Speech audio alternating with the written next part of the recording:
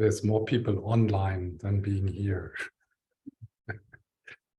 which makes the trip a bit questionable. No.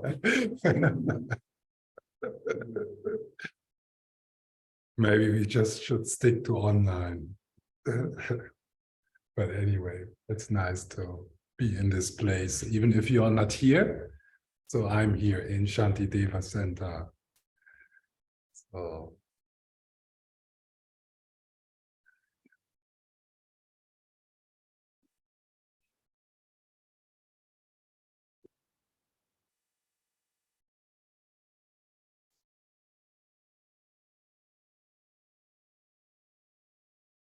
yes. On Tuesday, my idea is not to give like a normal lecture on emptiness, but more just one way to talk about emptiness is to talk about emptiness in terms of metaphors and stories, and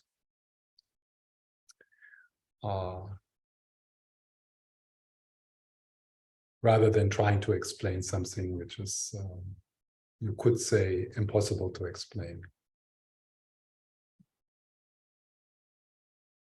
So what is the most important aspect for me tonight is to give you some space to relax, to just be.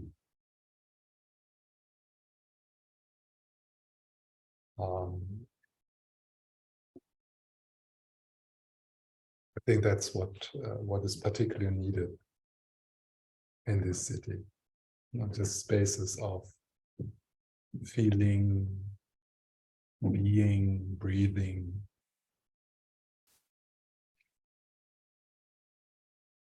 Being kind to yourself.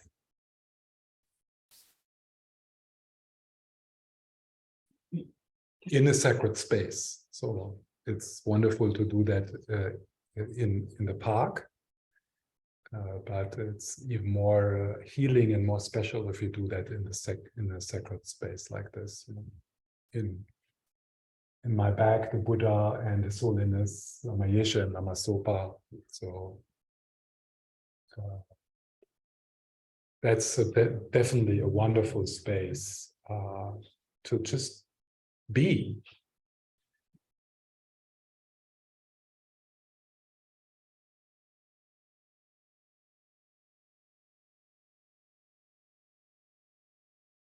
And I will guide a bit of, you could call it a meditation, but it's really an invitation. So see if you can listen to my words rather in the same way you listen to someone reciting poems or making music. So not so much as like something you need to do, but just see what happens when you listen to my words. And my intention is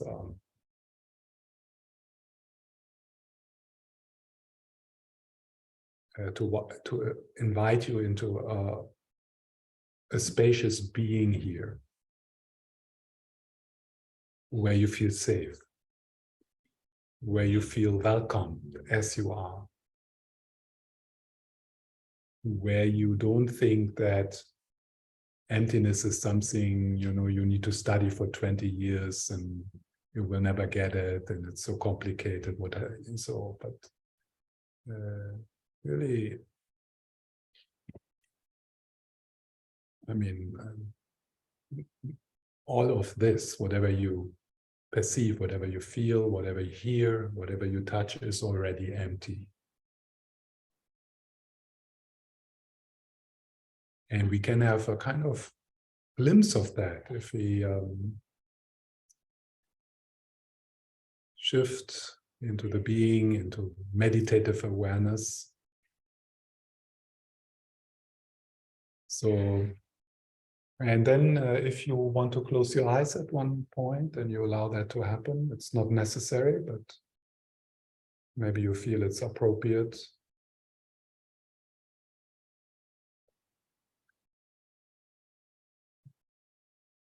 So allow this shift from the head into the body. Just noticing the posture,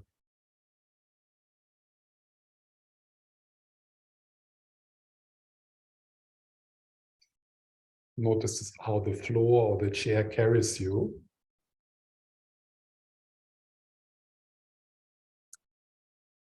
And allow yourself to be carried.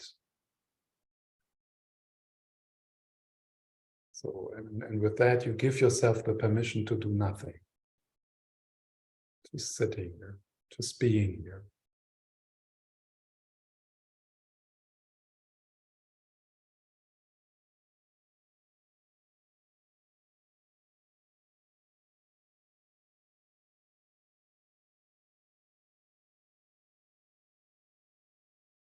And the breath supports you.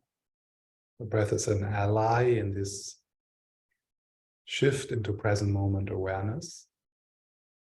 So with the in-breath, there can be a sense of sliding or dropping into the trunk of your body. And possibly with the out-breath, there can be a bit of release, like letting go of the control freak, letting go of needing to accomplish something or get somewhere. Or so all of that slows down.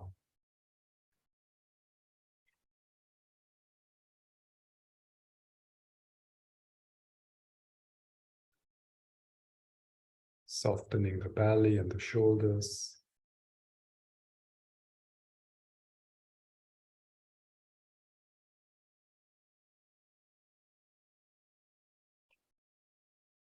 There's a wonderful pith instruction of Lama Yeshe, inviting us into present moment awareness, where he says, you have everything available right now in order to be complete. You have everything available.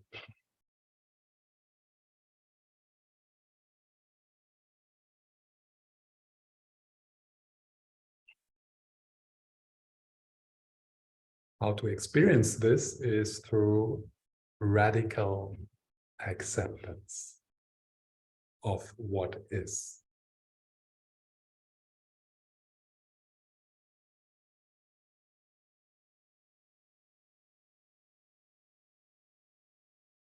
Radical acceptance is radical love.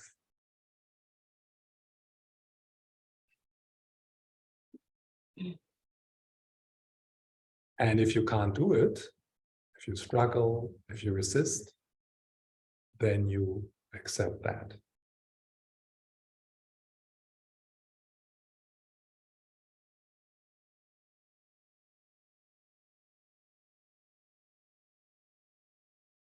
So you feel the spacious aliveness in your body, allowing the breath. It's like almost as if the whole body is breathing.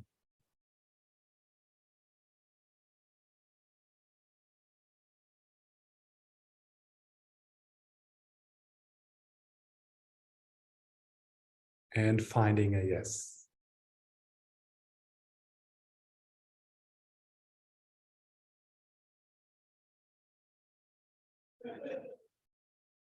The deepest yes you are.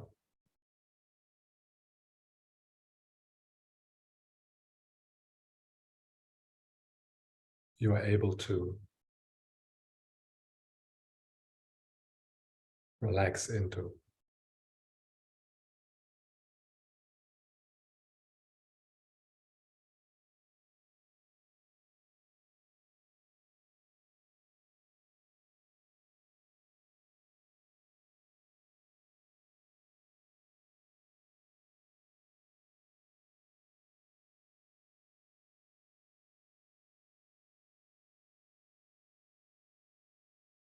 So now I invite every one of you to more consciously step into the sacred space of Shantideva Center, which is not only a physical place.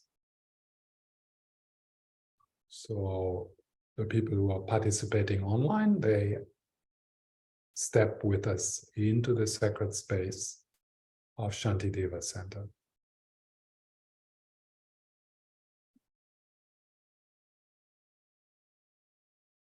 As Sangha.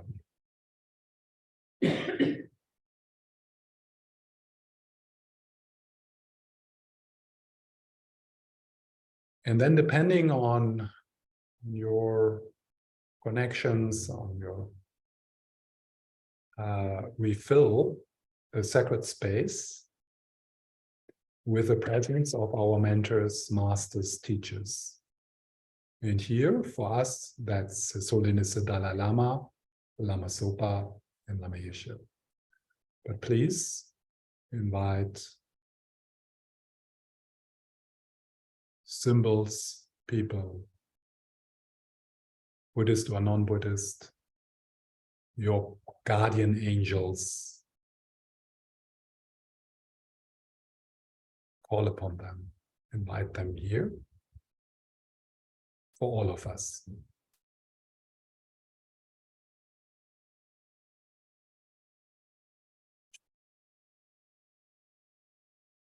Also, if you have connections to certain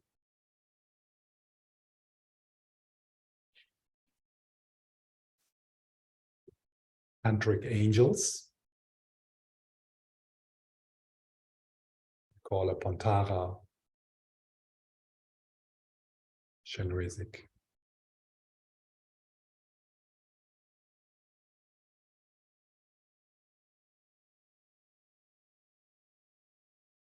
And feel the presence with your whole body, from the toes to the top of your head, as if you are sitting in the sun.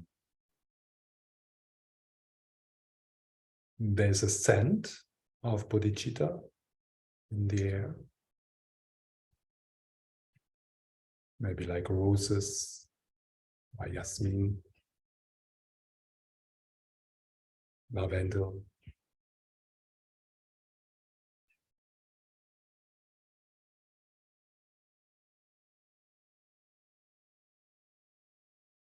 And there's also the sound of their voices, their laughter.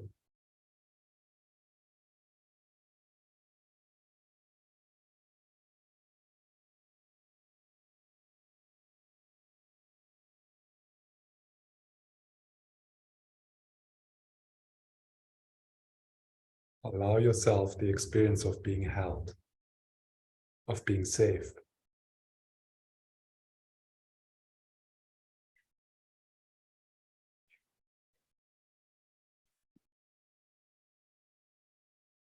Nothing is excluded. You bring yourself along completely.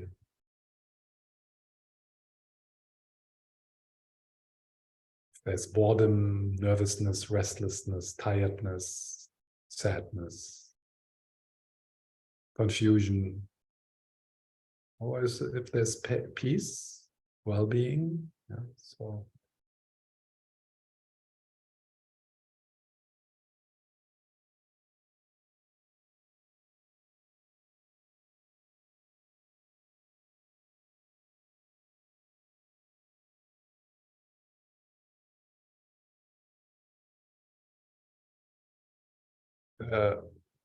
inner dialogue, the narrative self, will continue to make its comments, but see if you can emphasize it less than usual, like kind of not looking at it. So if thoughts arises, don't look at them.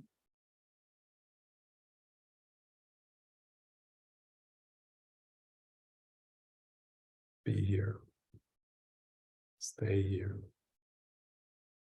with us.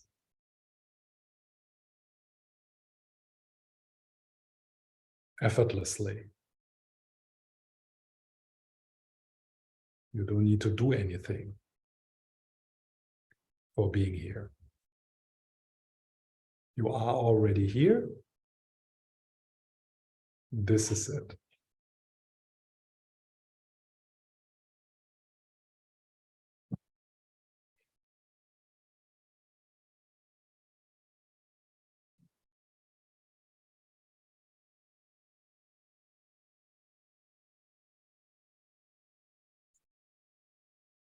and resting, returning, bathing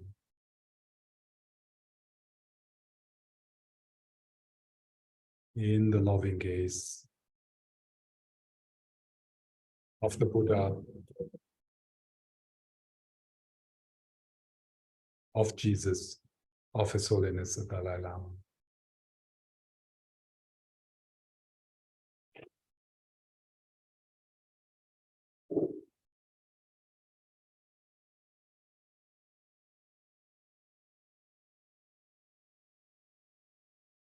Thoughts are thoughts. They are recognized as thoughts.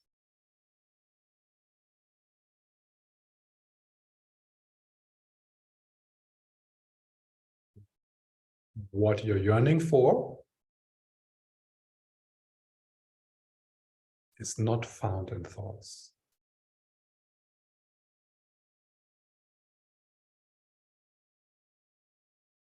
It's not found in words.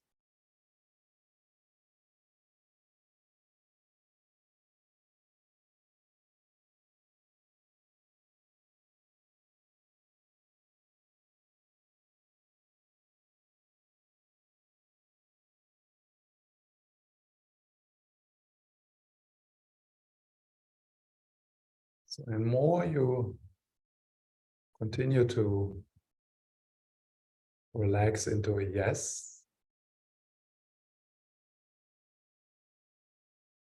more you might become aware of the silence, the vastness, the stillness, the spaciousness.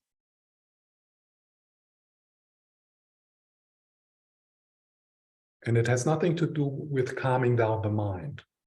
I'm talking about something more radical than a calm mind.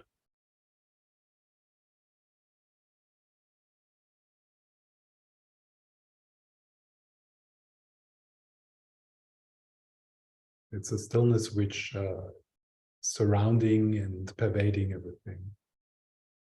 It's the stillness from where my words come from.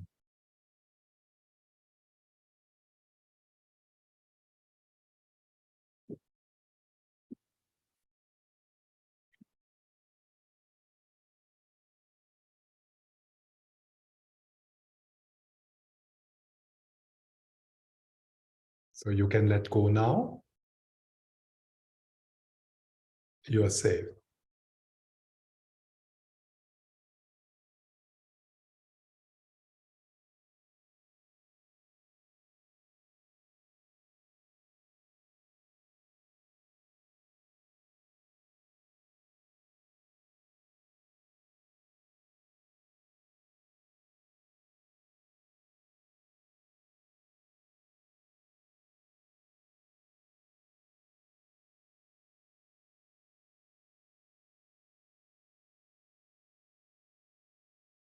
Everything just comes and goes. This moment happens by itself. So sounds are coming, sensations are coming, my words are coming and going. Feelings, everything is just happening. You don't need to add, you don't need to take away.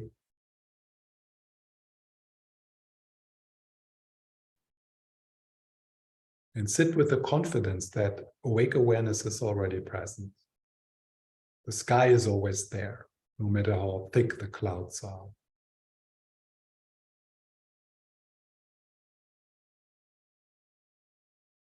Past exists only in thoughts, the future exists only in thoughts.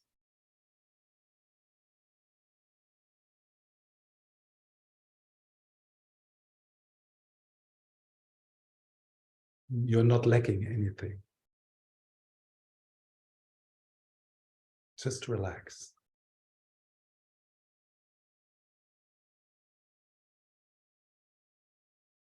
Thoughts are thoughts.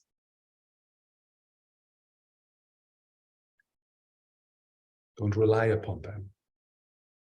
Rely on silence.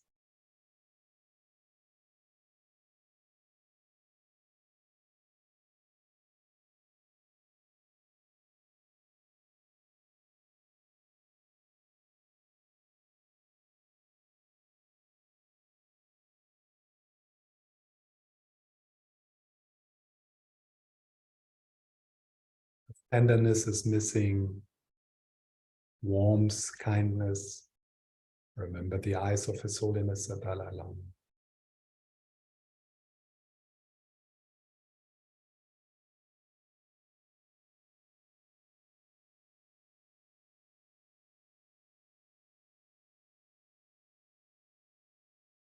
What you're looking at in these eyes is your own heart.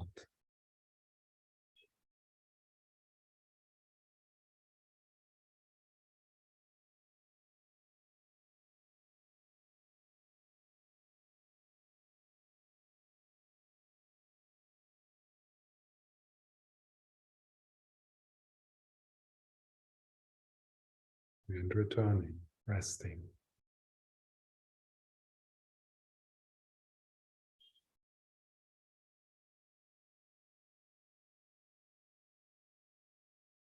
Softening the shoulders, the belly.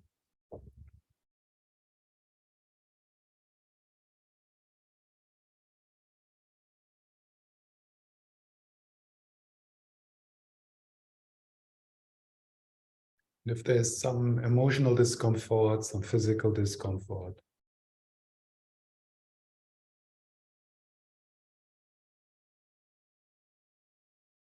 touch that with awareness, breath.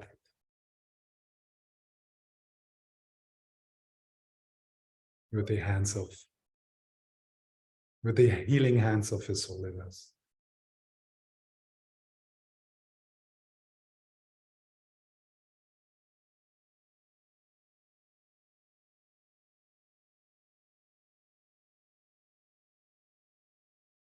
Let go of the mental image of your body.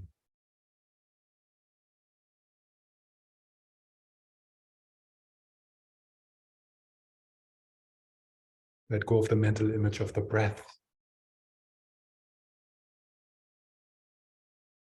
So this is an invitation to go deeper into direct experience, bare experience, naked experience.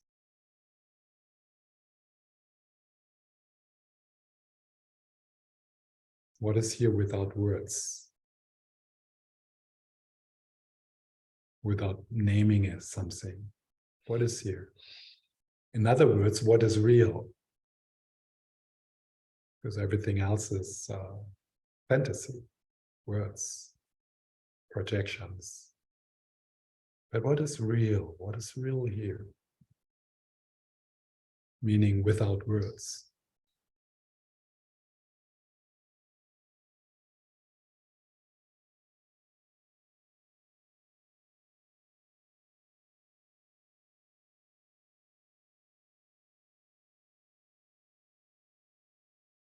Short moments. So gravitate towards that. Fall into your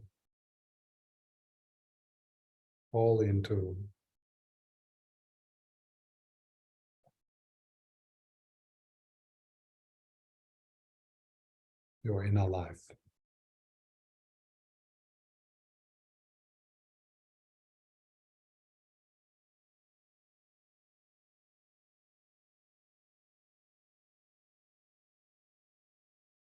No words. Of course, words come, but you recognize them as thoughts.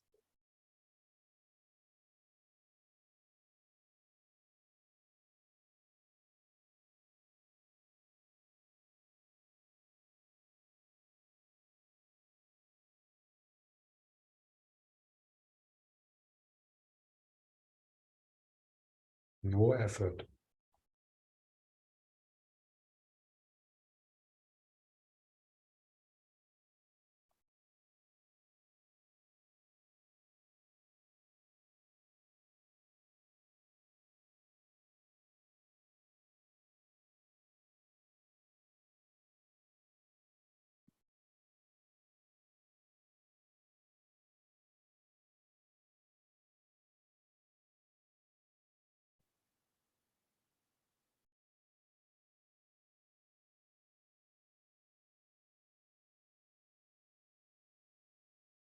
There's absolutely nothing wrong with you.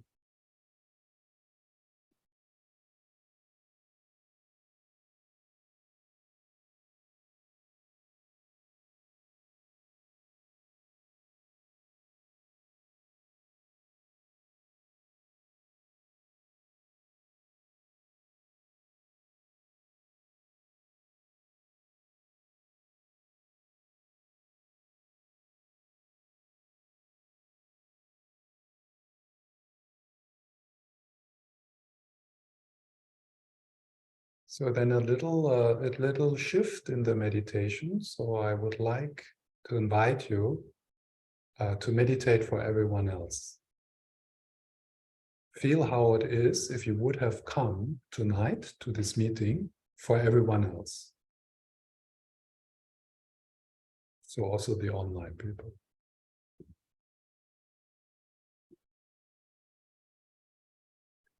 So whenever you touch something with kindness inside of you, a tenderness, a gentleness towards your inner life, a moment of peace, you do that for the others.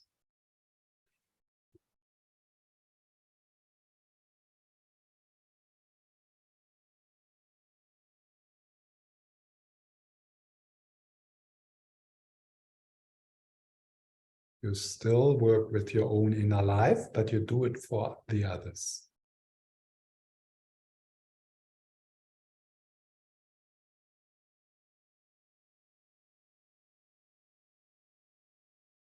So make yourself an instrument of peace for the others.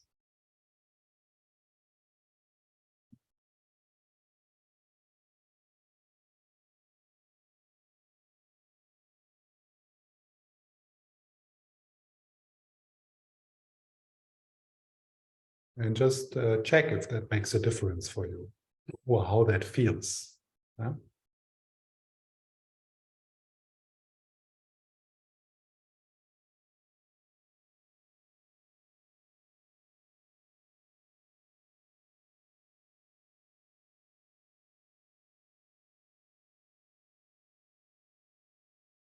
So right now you are here in this meeting, not because of yourself, for yourself.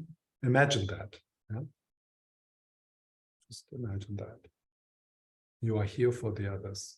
That's your contribution to world peace this evening, to be here.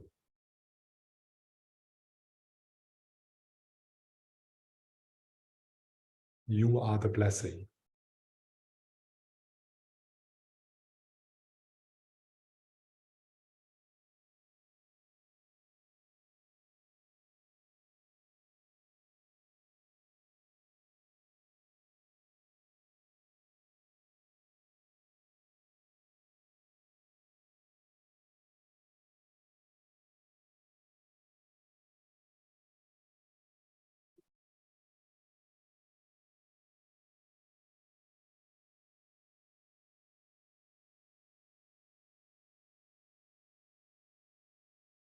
Yes, and then just a few more moments.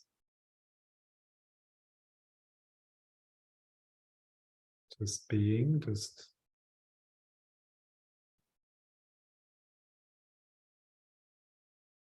enjoying aliveness.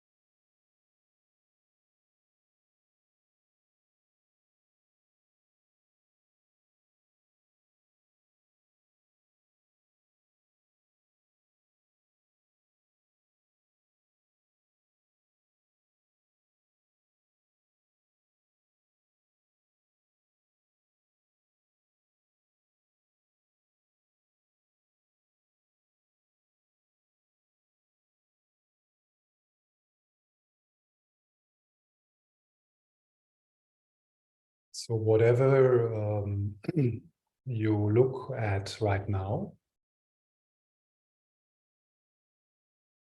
whatever you look at right now, whatever it is,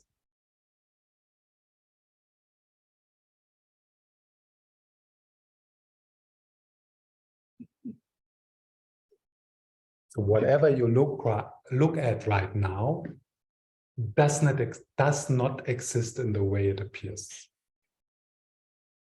You are mistaken in each moment of looking. When you are when you're in confusion. Yeah? So that's a good beginning of having a practical emptiness meditation. Yeah? To look at things, to feel things, to hear things, and to appreciate that you are mistaken. It doesn't that what you look at does not exist in the way it appears. So how does it appear? It appears as something existing out there, separate from you, and being something from its own side. For example, beautiful.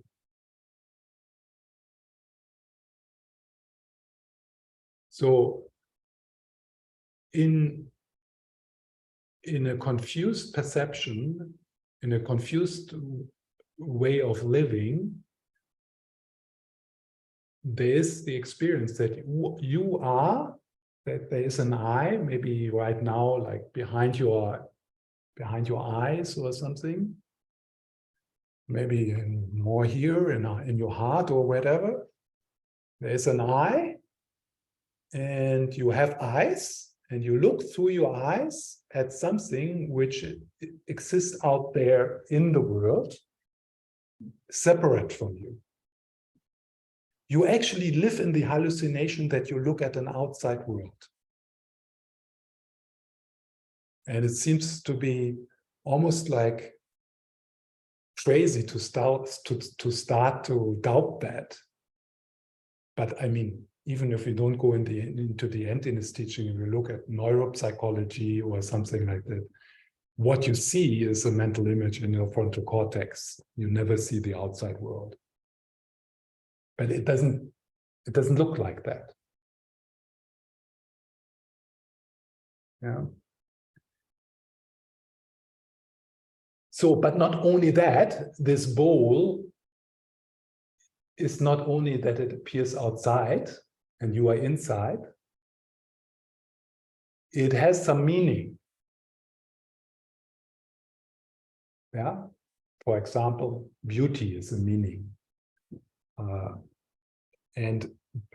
But it doesn't, it seems, I don't know, of course, how it is for you, but it's a bit of a generalization. But if you have an experience of beauty here, then your experience is that the beauty comes from the object. You don't experience as something which you create and give as a meaning onto the bowl. But there's also more meaning, like, what is this? Yeah. So it's actually a teacup. They are misusing this as a bowl. It's actually a teacup. Yeah. Or it's a very sacred object. Only ex-monks are allowed to touch it. And you are not supposed to put it like this on the table, because then you have catched a little hungry ghost, and it lives there and it gets stuck there. So, and then suddenly this thing becomes something, something with a lot of meaning. And And it seems to become part of the bowl. Yeah, everyone in this group could make like stories like that, and then we would all agree, and then some Dharma police would sit here and say, "Hey, no, don't put it like that, because then you have catch the hungry ghost and it will die in there," or something like that. Yeah. So this bowl is empty of having any kind of value, meaning from its own side. It's empty of that. It comes from you. This bowl becomes what it is for you through projection, through labeling, through naming.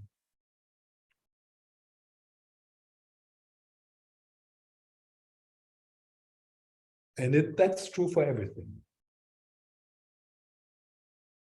It's true for your problem. Problems exist in mere name only.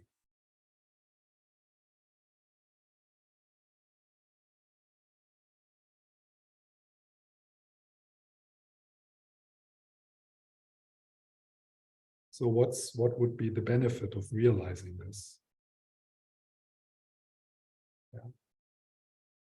Taking things not so serious. What would be the benefit of it? It's like you travel a bit lighter. You know, starting to get a bit of taste of emptiness makes you travel lighter, with less resistance, with less seriousness. Definitely, you're not going to be a dogmatic Buddhist. I can't get my grip on that exists. Yeah.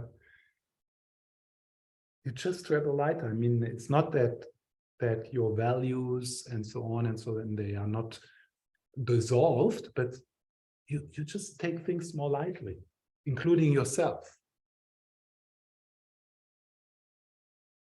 I'm not saying that, as I said, I'm not trying to give a comprehensive lecture around emptiness. Yeah, I'm just sharing a few things. So it is because of the projections we put on things, the meaning we give onto things, that we develop attachment and aversion. And attachment and aversion are the immediate cause for our restlessness, for our suffering, for our pain, for our dissatisfaction. So as soon as we take things a bit more lighter, and aversion and attachment start to relax a little bit, as we don't need to go for complete liberation. I mean, it's already, I mean, if we are 10% less in 10% less struggling, wanting things our own way, complaining, this is not right, like 10% less of that. That's wonderful.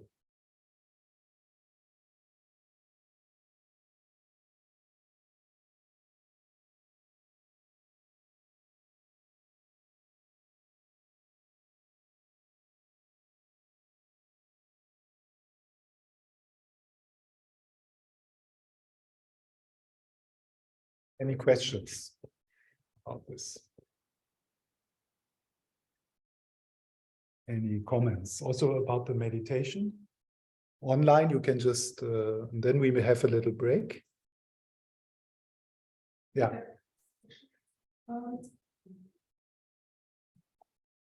So my question is, how do you not go into nihilism from not being attached? Be it, you know, you understand intellectually, it's not what you see, but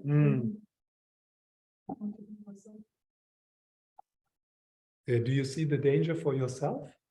Excuse me? Do you see the danger for yourself to go into nihilism? Definitely. How would that look like? That would look like nothing matters. Yeah. So it would look like, okay, you're absolutely right. The bell doesn't exist from its own self. Nothing exists. My problems don't exist from their own side. And then my next step is, okay, it doesn't really matter.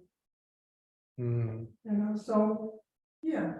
And sometimes that's good, that's helpful, that's liberating. But many other times, you know, I can see the danger that, okay, if nothing matters, then, you know, I can watch Netflix all day.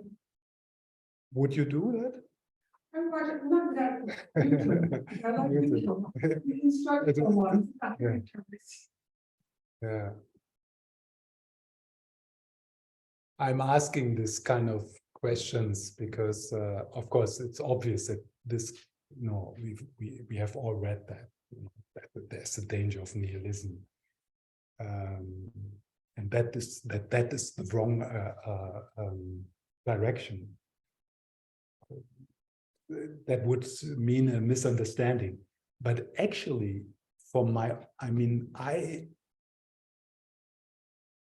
don't. For me, that danger is not there. And I wonder if it is for other people. If it's just like a fear one has, but then it's actually not what's happening. Do I communicate? But you feel it could be happening for you. There are times when it's happening, Yeah. times when it's not. So, you know, the times when it's not, when I feel liberated by it, great. Yeah. Times when it goes veers into the direction of nothing matters. Yes. That's not good. Yeah, but wow, how fantastic, you're aware of it. And you know, oh, that's not so good. This is a sign that I'm falling into a misunderstanding. Yeah, that's true. If our experience of emptiness or our understanding of emptiness doesn't increase our capacity to love, then we are on the wrong track. Yeah. Emptiness and love are not two different things. They are the same. They are the two sides of the same coin.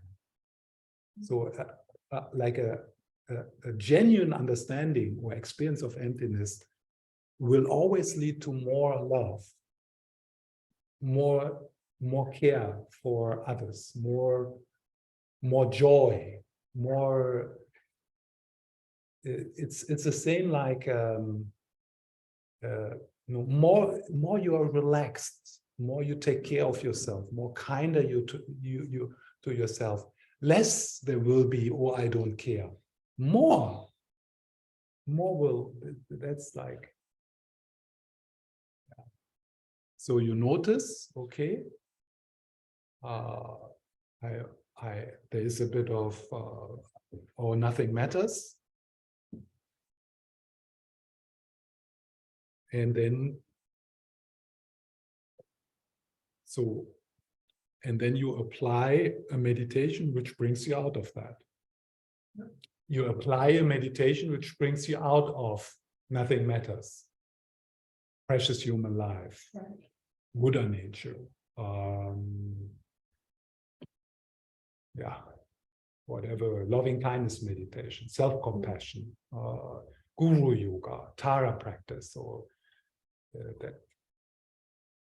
So that would be.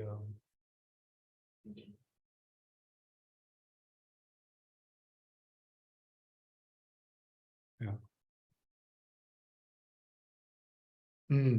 Does it bring you out of that? Because those meditations increase you. Does it bring you out of that because those meditations increase your love, your awareness of caring and loving awareness? I don't understand the beginning. When you said yeah. the antidote to to that, Yeah, that yes. nothing matters? Yes. Is it because you bring the love part of it in? And then that it's the love part that's missing? Yes. Yes. Initially, it seems to meditate on emptiness and to meditate on love are two different things. Initially, it seems like that, and then it's good to balance them out. So you have the meditation on emptiness, and you have the meditation on compassion, bodhicitta, loving kindness, and they seem to be two different things, but slowly they merge together. And your meditation on emptiness will increase your love, and the love meditation, or the experience of love or compassion or bodhicitta, will enhance your capacity to have deeper experiences of emptiness.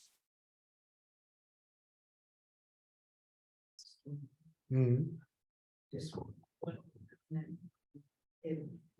I've noticed that in teachings after teachings on emptiness, there is an increased feeling of loving kindness. Yeah, And yes. I'm not sure I've noticed it the other way around. The teachings on Bodhicitta, there's an awareness of emptiness. Yeah, I think so. Because if you have an experience of your heart opens, yeah, so your heart opens, so that is also an experience of interconnectedness, and there's a less of a self-concern. Yeah, love is an experience of dependent arising. I'm everything. Yeah. And there is less of the self-centeredness in love. So that sounds like the main reason. The main reason? Of the emptiness part, because of lack of self. Yeah, that's probably something I could talk a bit about after the break. Because the important object first to investigate into is who I am in the teachings of emptiness. I started with an outer object, but what we are most interested in this investigation is to find out there is no I, there is no me. And again, to find out there is no I, there is no me, leads into an experience of deep love, not into an experience of nothing matters. And I must say, I've never met someone who ended up into that place. Nothing matters. Say it again. I never met someone who ended up through teachings or meditation in that place. Nothing matters. I find that as soon as people relax and open and connect with each other, there's goodness.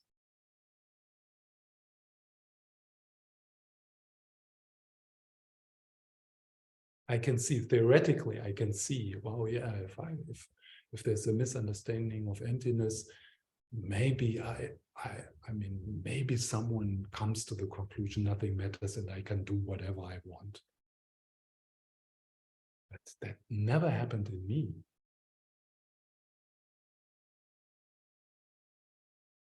I mean, more I relax, more I come into a sense of openness and boundarylessness. I mean, there's no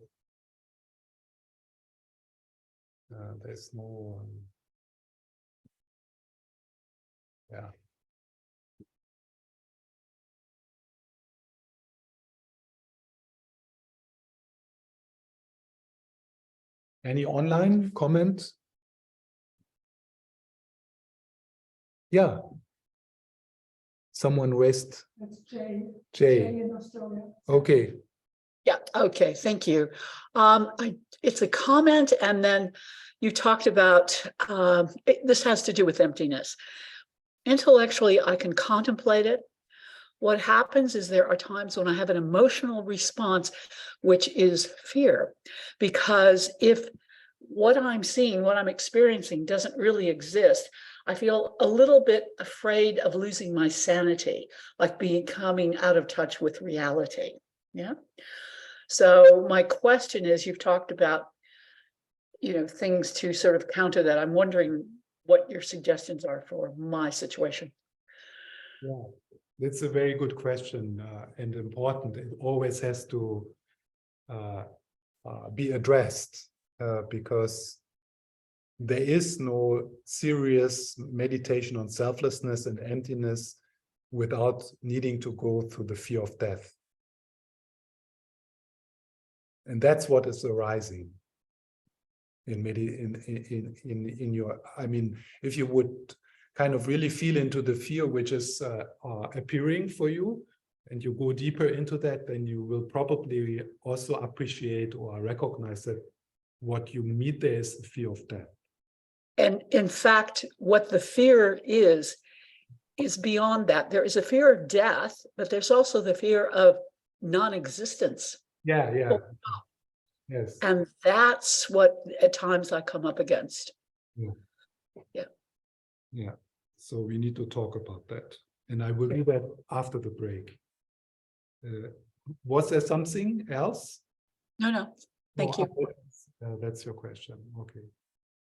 Yes.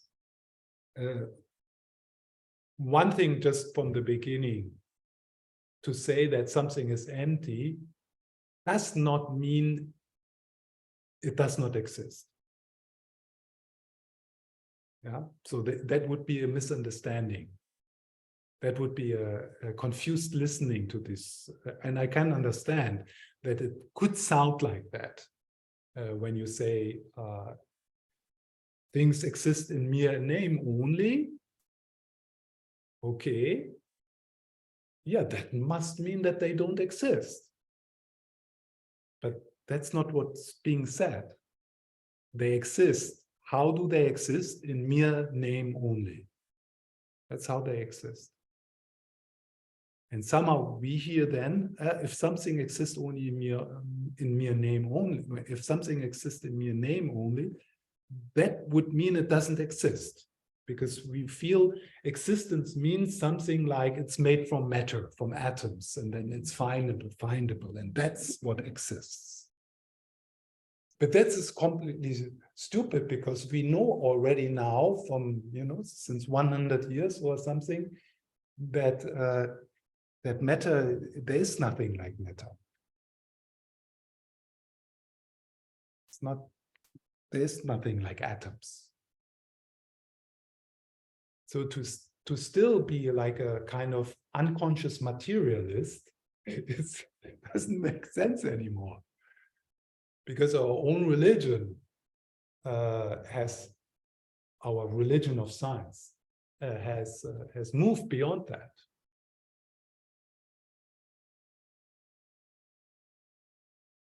So when we say things are empty, of existing in a solid, separate, self-powered, inherently way, if they don't exist in that way, they are empty of that, they are empty of existing in that way, then the mistaken conclusion would be to say they don't exist. They do exist. They just don't exist in the way they appear to us. How do they appear to us? As separate from our mind, out there. Independently from a mind making it into what it is.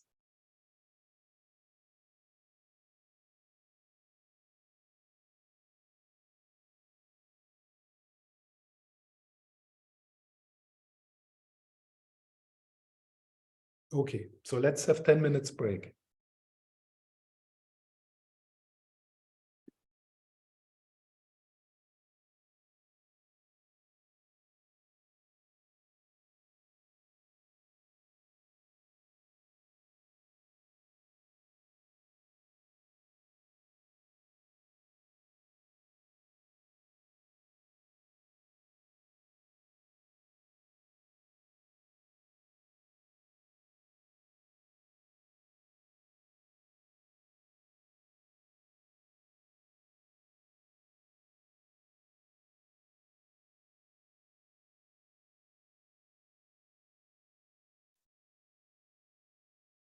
So, noticing how it is for you to be here now. How's the inner weather?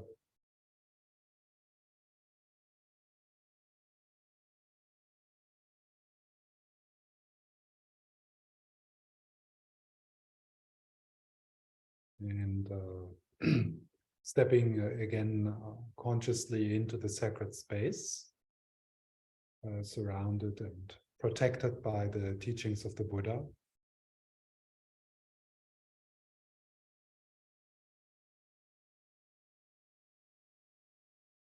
And then just taking a few minutes to enjoy being alive and breathing.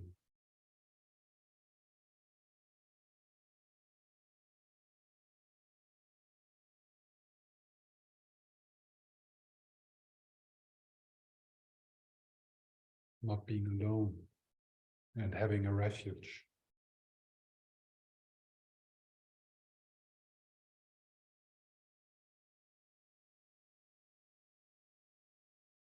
How fortunate.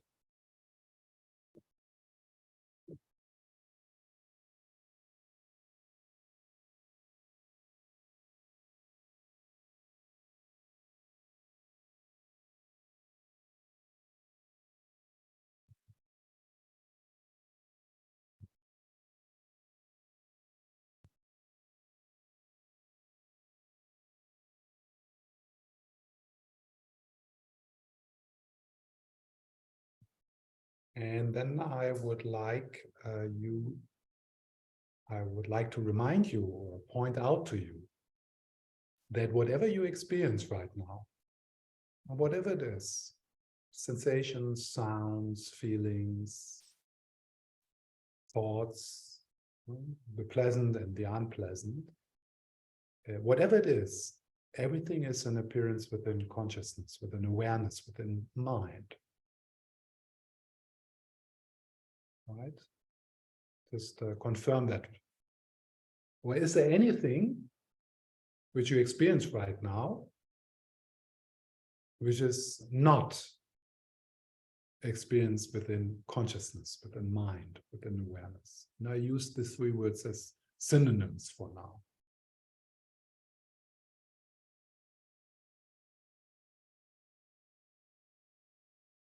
So the sensations in your body,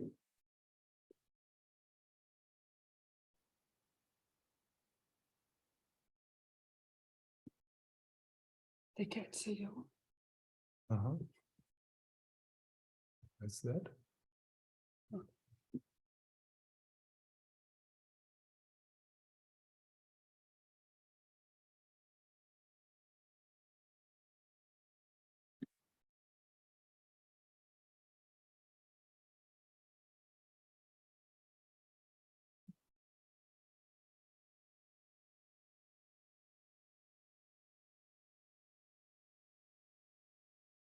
So again, just this point to be in awe, yeah, to be, because we often forget that. So the pleasant and unpleasant experience in your body, they are an appearance in awareness, in mind. The mental image of your body. My voice.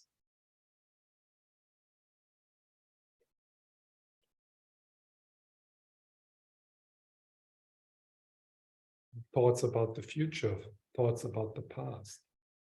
It's all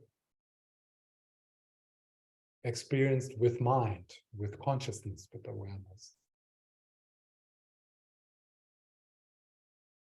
And every single experience you have had in this life, and every single experience you will have in this life, will be an experience within mind, within consciousness, within awareness. There's no other experiences.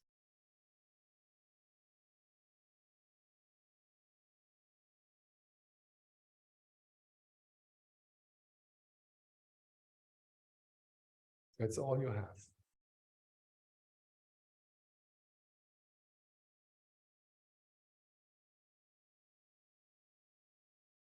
And we do not even need to discuss if there's a world out there independently, because we would never be able to check that. We have only experiences within mind, within consciousness. Happiness is in the mind, sadness is in the mind.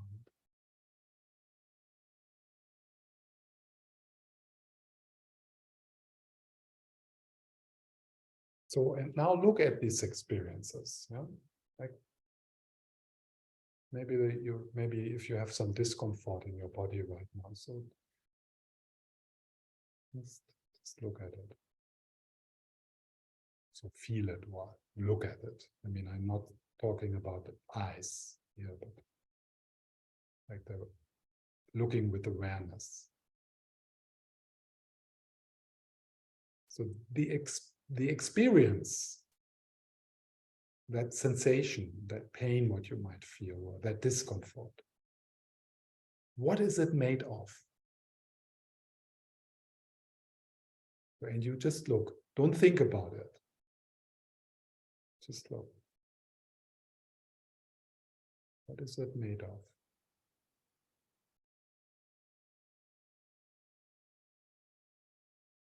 What's the stuff from what it is made? The experience.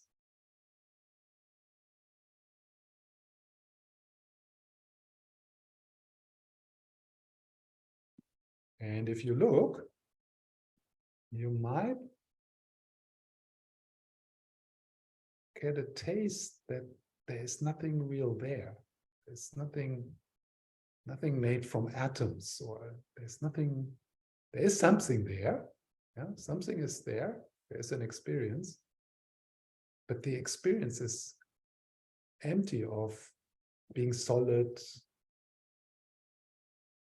being findable as something. You can't really hold it. You can't put your finger on it.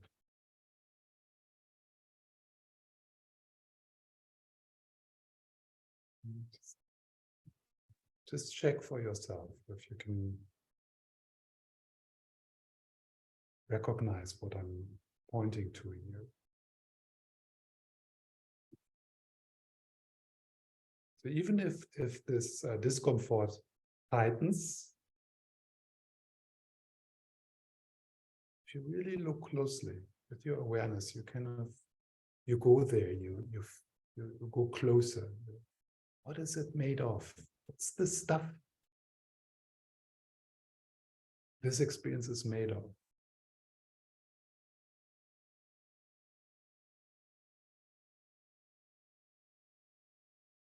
And at one point, you might start to see directly, experience directly, the stuff your experience is made of is the same stuff your dreams are made of.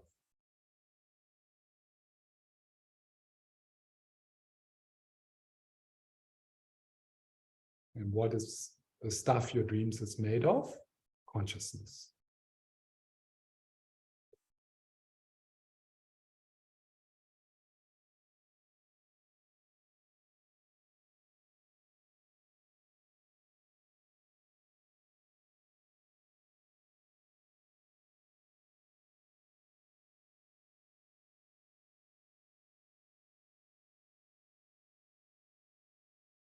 So just let's rest together for a few more moments in this openness.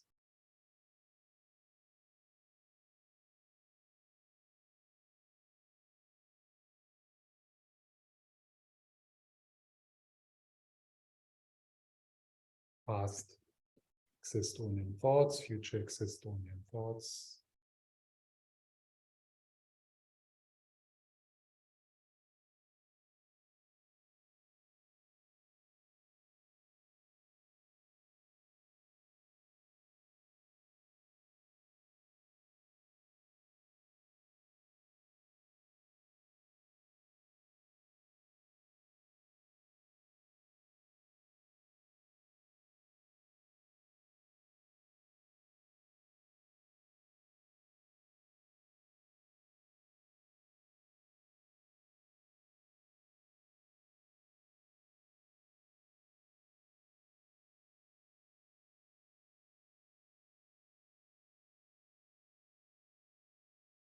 Yeah. So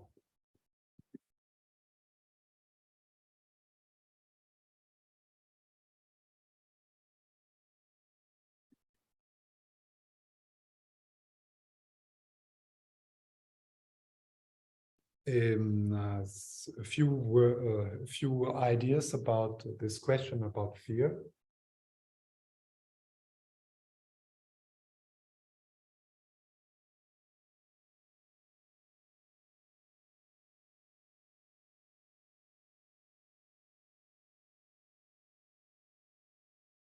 I've heard Lama Zopa saying a few times, when anxiety or fear arises within the contemplation of emptiness, it's a very good sign.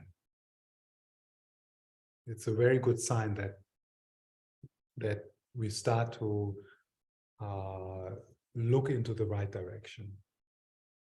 So happiness and relief is also a good sign, and both can happen at different moments in the investigation or in your relationship to these teachings. But definitely fear is something, is a sign that you are looking into the right direction, and not a sign that you are doing something wrong.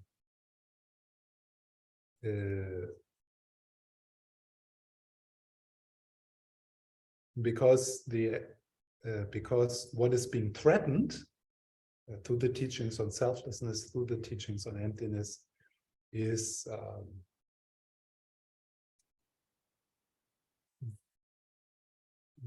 this identification with an I, with a me.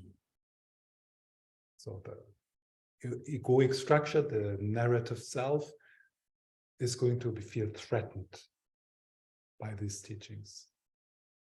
And there will be fear. And it's the same kind of fear which we have to meet in the death process. So what to do is to see it as a good sign and increase your capacity to feel fear.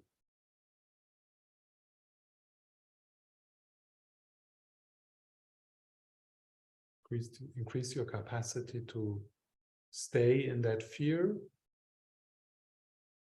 feel it with the help of the blessings of the teachers, with the help of starting the meditation on emptiness in a sacred space, a bit of a ritual, a space where you feel protected, and then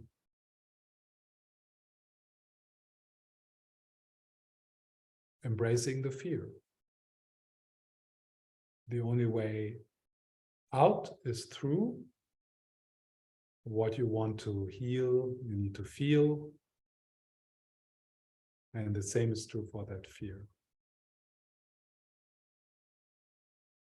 And then, and if that fear is as the person who asked this question, is triggered by a belief, for example, oh, then nothing exists, there's non-existence,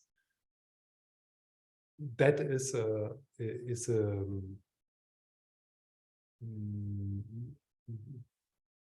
a false assumption. It's a false assumption. So the experience of emptiness is not an experience of nothing.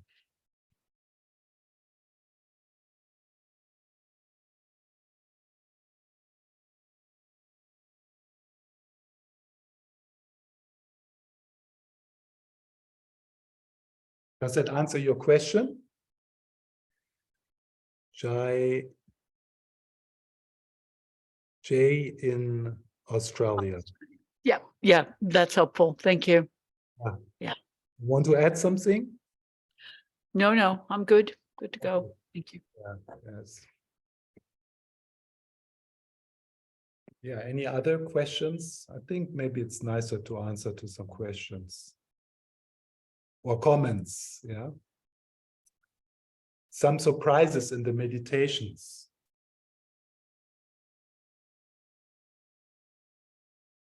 Yeah.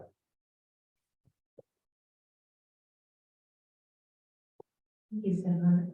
I was just following up with Sunny's question about nihilism, and I was thinking of an example of, like, Michael Brooks, right? And, Christy McNally and Ian Thurston and everything that happened, and, I've read, it's like, heard is Christy and Ian, like, they were playing, right? And they were playing with knives, and it was like they were manifesting as, tantric deities, and he wound up, getting stabbed, and, eventually he died of dehydration because there was a certain lightness, to their experiences. And so to me, that's a potential, warning of sort of, falling into nihilism, or, doing something like, hopefully, although of course some might view it differently, from their perspective, but I'm just curious if you could maybe talk about that as an example. Yeah.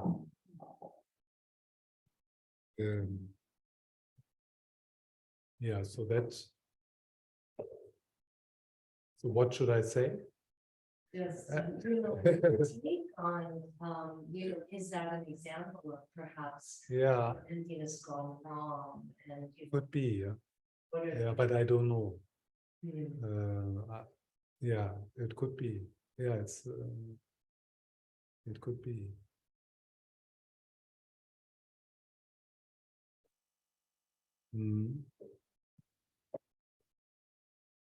But do you see this?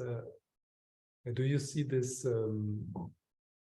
for yourself? That I mean, did it ever happen for yourself? That you've in your own experience that you felt, oh, if I now go into that road, I will be inconsiderate or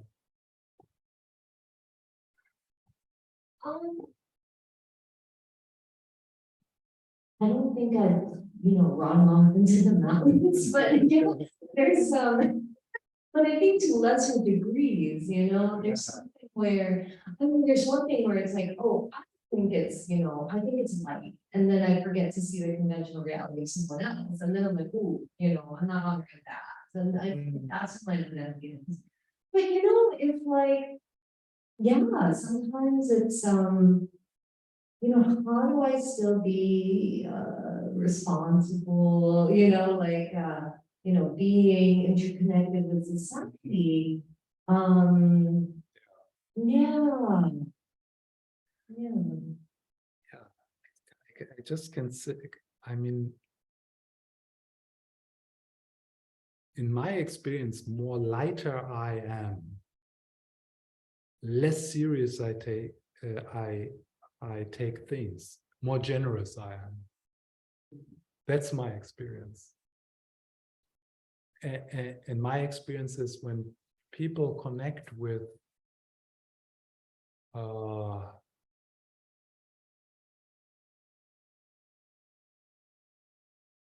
like a deeper level of their inner life, like like something more deep, that out of their goodness arises.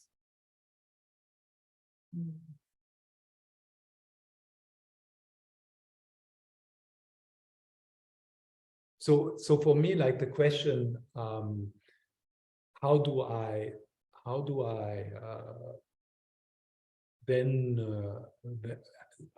stay a good person? Yeah, how do I stay a good person after the realization of emptiness? I would explain it from the innate wisdom in your Buddha nature, which then becomes the default operating system. So some people think, oh, if the default operating system of the natural selves falls away, then there will be something horrible coming out of this, or something which is not so wise, or somehow I believe I see the goodness in people when they relax. I do see that. I guess maybe more of the question is, well, when I just run off into the mountains and, you know, like, see, yeah. And then I'm like, oh, I got responsibilities, you know, and then, Yeah, but and, that I think something in you knows already if it's appropriate to run into the mountains or not. mhm, And that knowing is spontaneous, mhm, and it's covered up by I should, I shouldn't, by the dialogues of the narrative self. mhm, Because obviously it could be the most kind thing for Earth that you would run out in the mountains, and something of your upbringing would say, no, this is irresponsible. Yeah, it could be. And like something which is possible to do is to outsource the Buddha nature for a while and ask Lama Zopa Rinpoche, yeah, until that intuition is strong enough, so we can follow the inner Lama Zopa. It's actually a really good example, because I have this, and I have friends who are like, I'm just gonna run off and do my own thing. And Rinpoche says, no. Mm.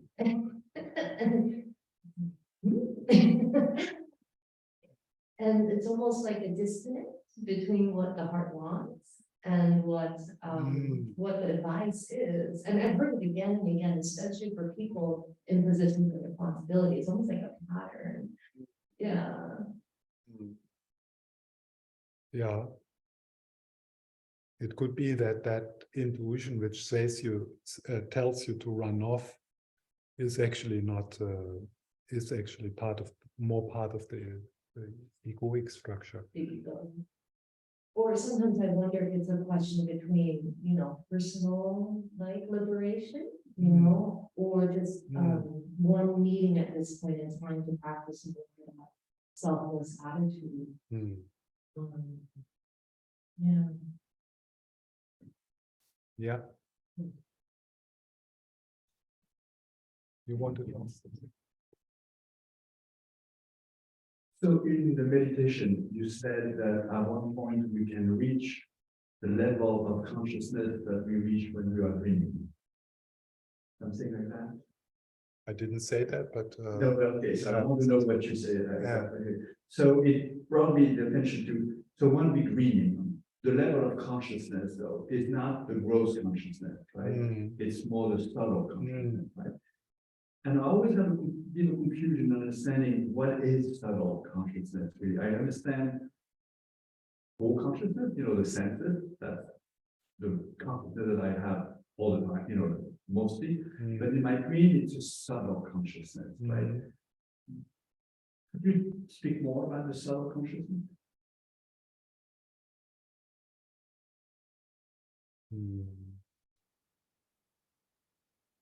So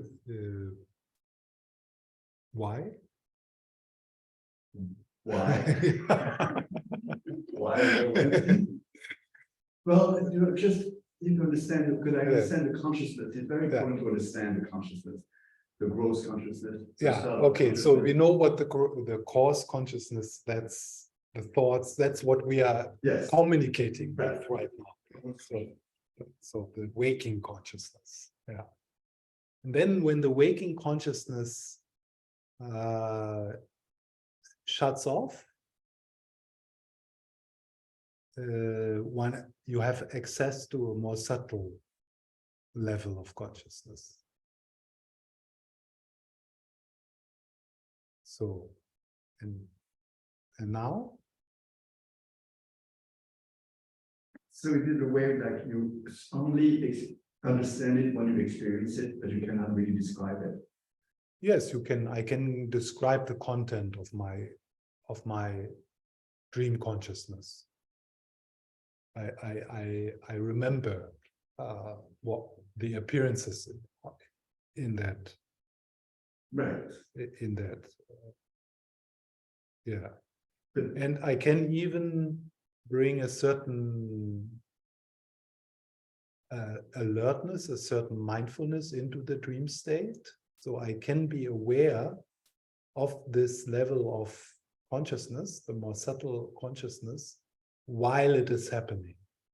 That's called lucid dreaming. So then I can experience this level of consciousness directly.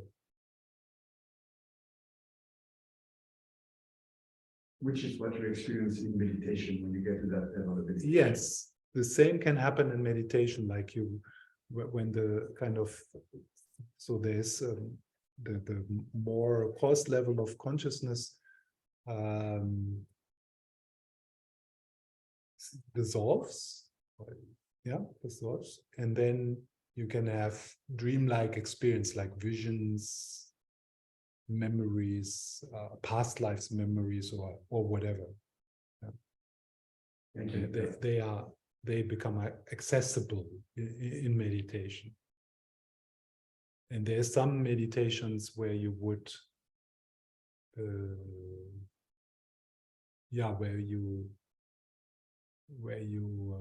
where that wouldn't, I mean, in some meditation these kind of appearances would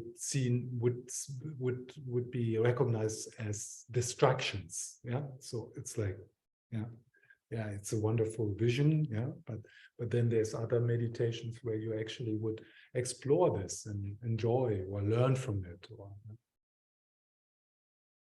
And then under that, when that kind of level dissolves, which is happening in the death process as well, there's the most subtle level of consciousness.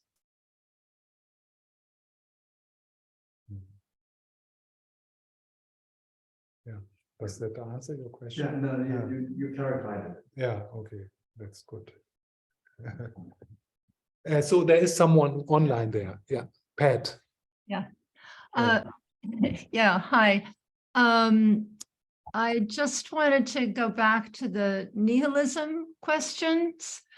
And I was so struck, I couldn't hear everything in the questions, but I did hear that it was Sunny who was asking one and Jennifer who were asking about the worry of falling into nihilism. And I just wanted to observe or comment, those are two of the most responsible, caring, loving. I mean, the idea that they would even have this, somewhere, some glimmer of a fear that would just say, nah, forget it. I'm not going to do it anymore. Get it, Pat. No. That's why I asked.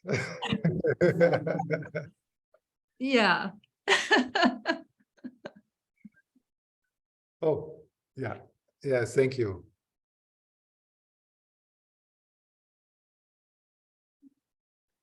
Yeah. I think it's a two-part question. I'm curious about what is a definition of direct experience, maybe specifically what are the characteristics of a direct experience of emptiness? And also, what would be the very beginner level steps to bridge the gap from theoretically being on board with the concept towards getting a direct experience? Where does one start then? Yeah. So direct experience means a non-conceptual experience, an experience without words.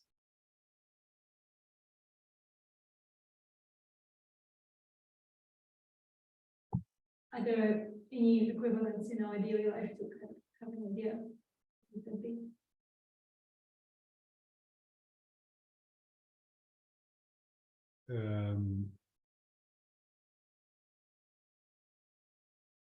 Yes, for example, if you bring your awareness to your hand,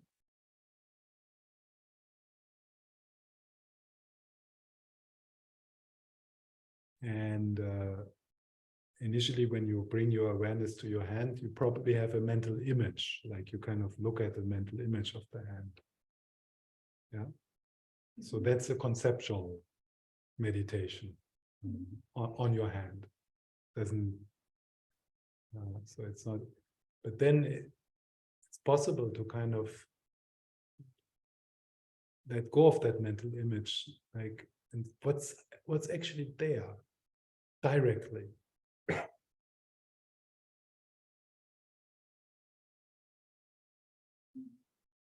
Without without words like good or bad or describing it, just completely, just directly, bare.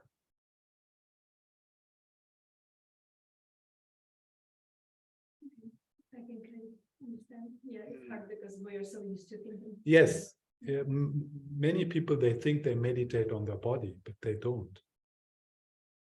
They meditate on a mental image of the body. Some people, they think they meditate on the breath, but they meditate on a kind of idea of a breath, a mental image of the breath.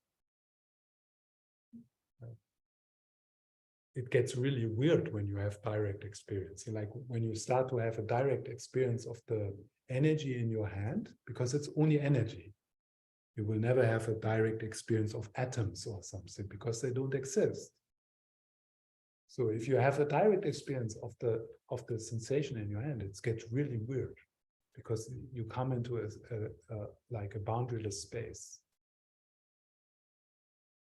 The only way to kind of confine your hand into a certain space and a certain time is through concepts. So you can, the whole universe can be experienced in the sensation in your hands. Yeah, but that's something. So yeah. Okay, thank you. And so, what are the beginner steps of getting towards the direct experience? Mm-hmm.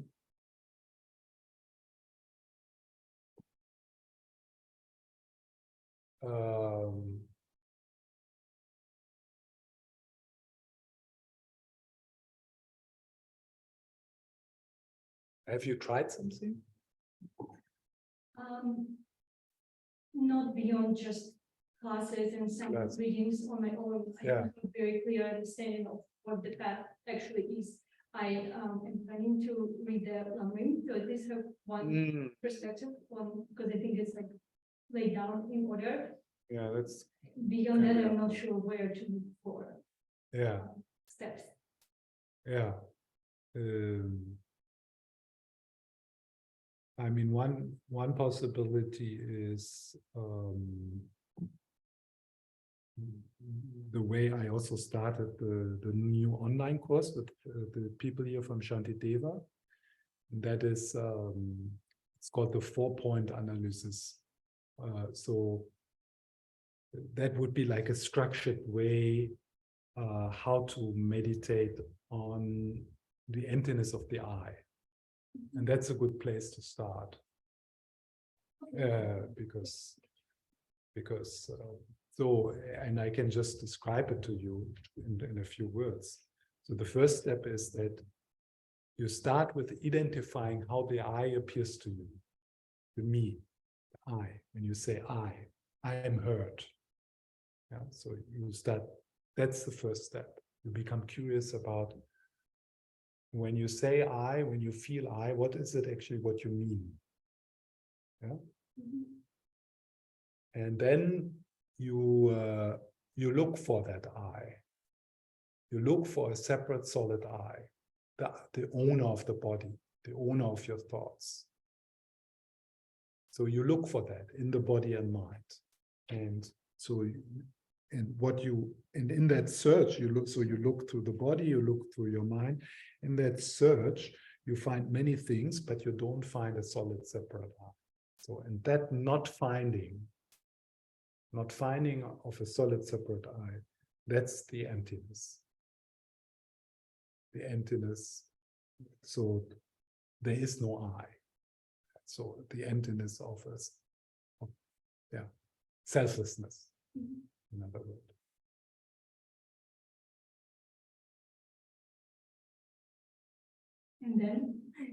And then through a trained attentional stability, so you need to train a bit your capacity to have a stable attention.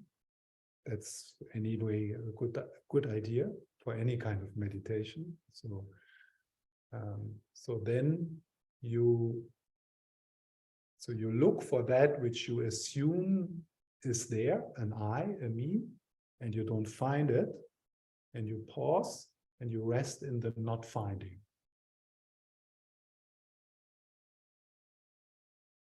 That's meditation on emptiness. You're meditating on an absence.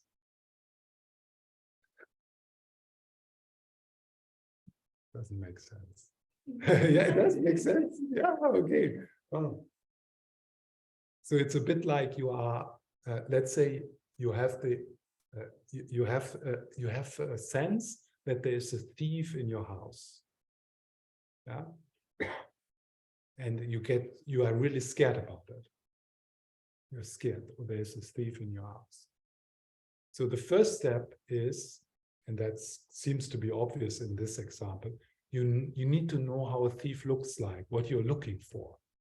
Yeah? If you don't have any conceptual idea of what a thief is, it doesn't make sense to search the house. Yeah? So first you need to have an idea what you're looking for. And then you go into the house and you look into every room. Is there a thief here? So you go into, and there's different ways to describe the house, and one is the 5 aggregates. So you have five rooms, and you look, and there's no thief. And the meditation of emptiness is then to really appreciate and relax into the non-finding of a thief. So you meditate on an absence. And this absence is much more amazing than the absence of a thief in your house, because the absence of a solid, separate I will lead into the absence of any kind of fear.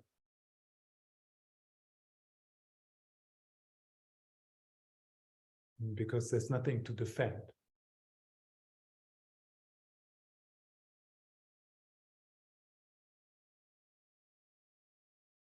Yeah? Thank you so much. You're welcome. So Lamrim, if you study the Lamrim in Shantideva Center, this will be part of what I described, this way to this analytical meditation on emptiness is part of the structure. So you will come across it. Yeah. But do we have a course on Lamrim? Discovering Buddhism, for example, is a bit like. Or Buddhism in a nutshell, which is coming up just in a few weeks. So it would be a good one. Thank you. Yeah.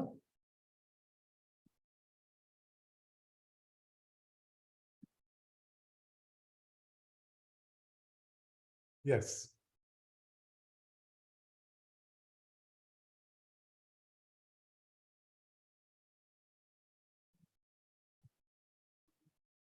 Thinking about non-duality. Yeah. And is it love that brings you into non-duality? What do we? Yeah, love and emptiness. Love and emptiness Shunyata and Bodhicitta together. together, yeah. And it's right, the experience of emptiness can be also called the experience of non-duality. Exactly. The experience of emptiness could be also called the experience of non-duality. So back to the example of dreaming and the example of We talked about it in the last how we get there in meditation. Non-duality is when you experience the awareness and the emptiness and the love in anything that's non-duality. Is that correct? If you experience them together, or maybe you could speak to that. So you are saying the experience of love, awareness, and emptiness together. That's it. It's not gonna. That's non-duality, or I don't know how you want to call it, but yeah. Emptiness, love, and consciousness. Now I'm thinking back on the dream and I'm in trouble thinking that or feeling that and putting it together with being in a dream.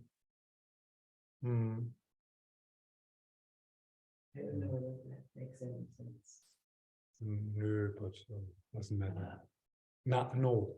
It doesn't, okay. But no. Nonsense. Yeah. Stay with But not the. yeah, dream. stay with what's between us. Yeah. You don't need to put it into Yeah, words. that's a concept. Yeah, you don't need to put it into words. Just stay with it. Yeah.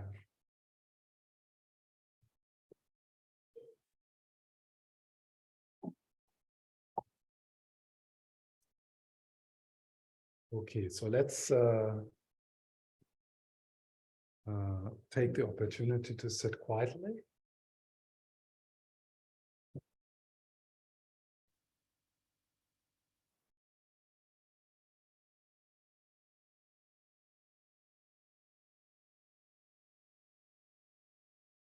So let the breath flow.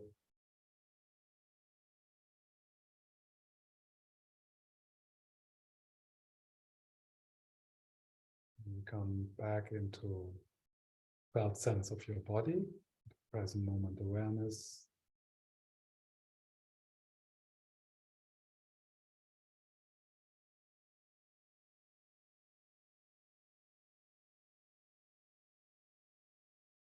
Here from the physical center, we reach out to you people online.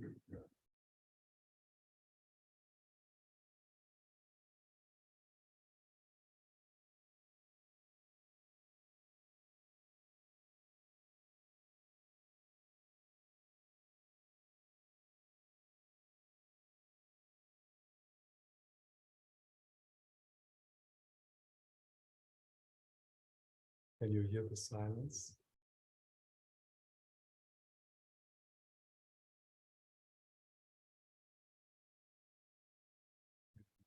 Can you hear it with your whole body, with your heart?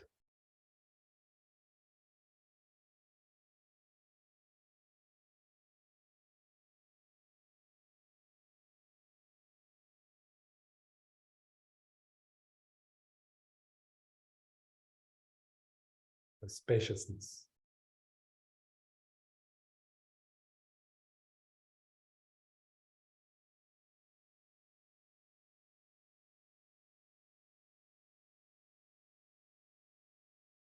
And that silence, that spaciousness is empty of any solid things, of anything. Oh.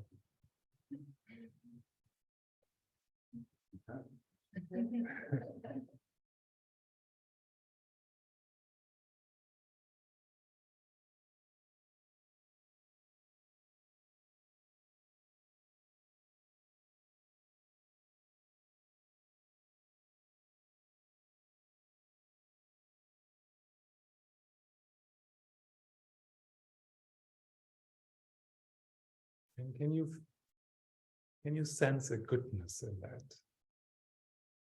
Silence, spaciousness.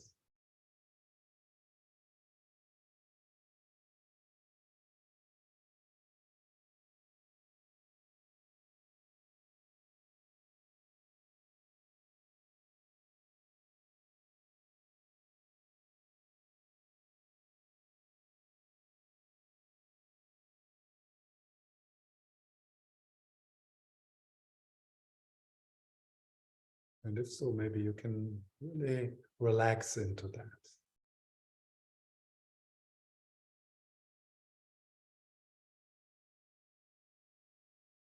Into a sense of wholeness.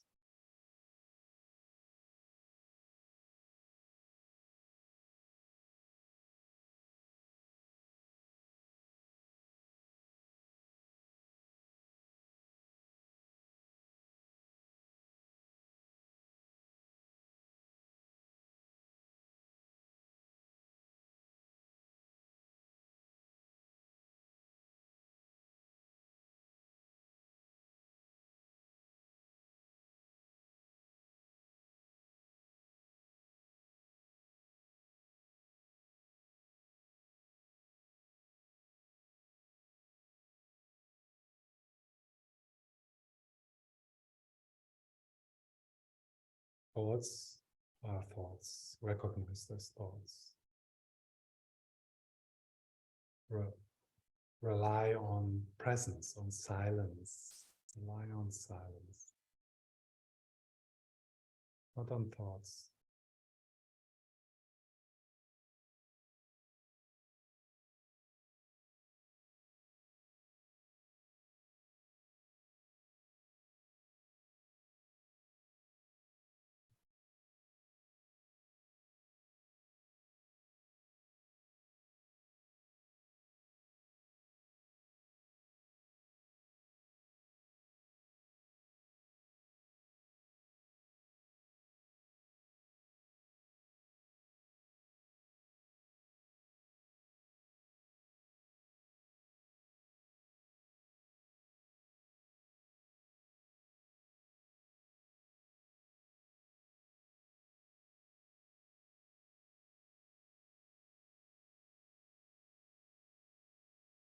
So I want to finish with another pith instruction of Lama Yeshe, and that is heaven is now. Heaven is now.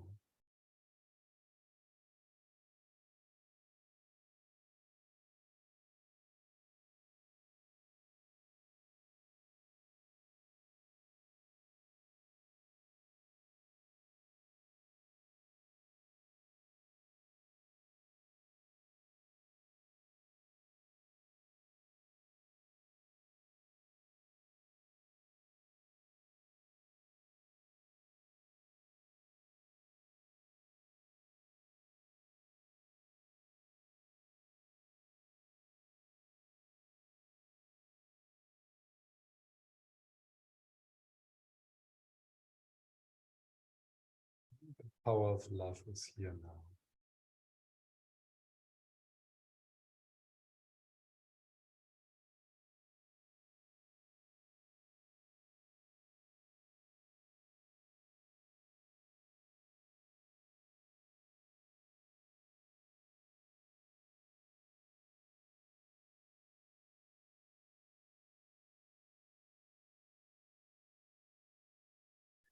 And then at the end of our session tonight, we send out from our heart, from this stillness, into our surroundings. Ripples or waves or rays of spacious love, loving stillness.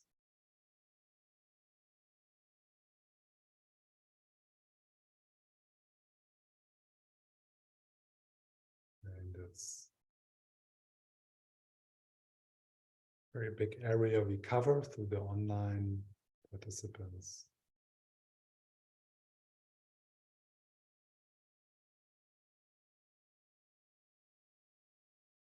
there's someone even from Denmark. I don't know how he managed to be still awake in the middle of the night. Must be a night owl.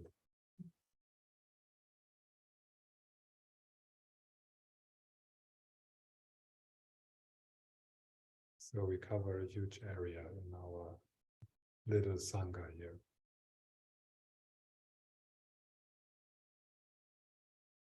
And in a moment of openness like this, you start to experience that since you are everywhere, you can actually share your energy with everything. You can't find your boundaries in this being here.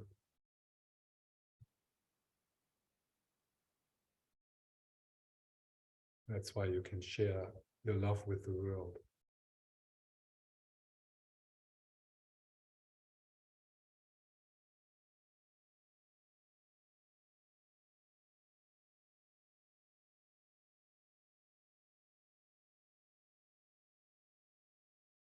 And may people everywhere look after each other, also the animals.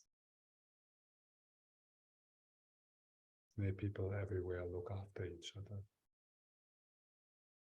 also the animals.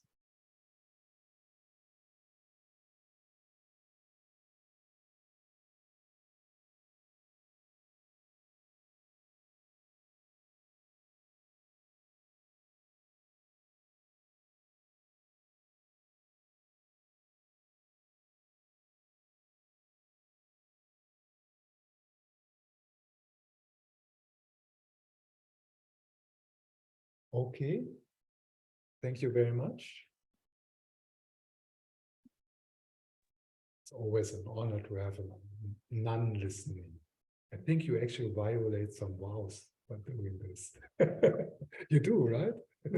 By listening? Yeah, by listening to a non-monk. Don't think No, so. you don't think so. Okay. Okay. Okay. Thank you, Stephan. Yeah. Take care. Bye. Thank you, Stephan. Yes. Thank bye. you. Thank you. Thank you.